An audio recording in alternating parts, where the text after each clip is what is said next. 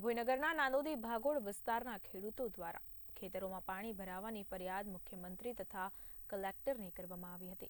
જે ફરિયાદના આધારે કલેક્ટરના આદેશથી ખેતરોમાં પાણી ભરાતા નિકાલની સૂચના આપવામાં આવી હતી।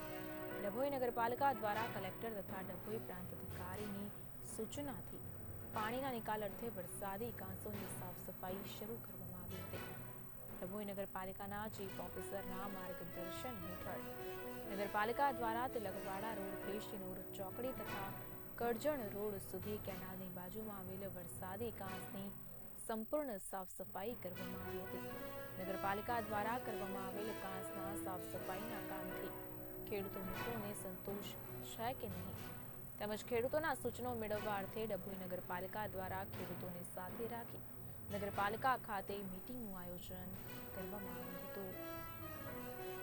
નાંદોદી ભાગોળના ખેડૂતો દ્વારા વરસાદી પાણી ભરાવા અંગેની ફરિયાદ માનનીય મુખ્યમંત્રી સાહેબ શ્રી સુધી અને મહેરબાન કલેક્ટર સાહેબ સુધી કરવામાં આવેલ।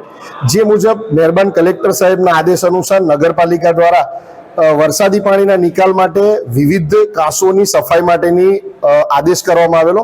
જે આદેશના ભાગરૂપે અને નગરજનોને પડતી હાલાકીના ભાગરૂપે નગરપાલિકા દ્વારા તિલકવાડા રોડથી લઈ શિનોર ચોકડી અને કરજણ રોડ સુધી કેનાલની બાજુમાં આવેલ વરસાદી કાંસનું હિટાચી મશીન દ્વારા સાફ સફાઈ કરવામાં આવી છે।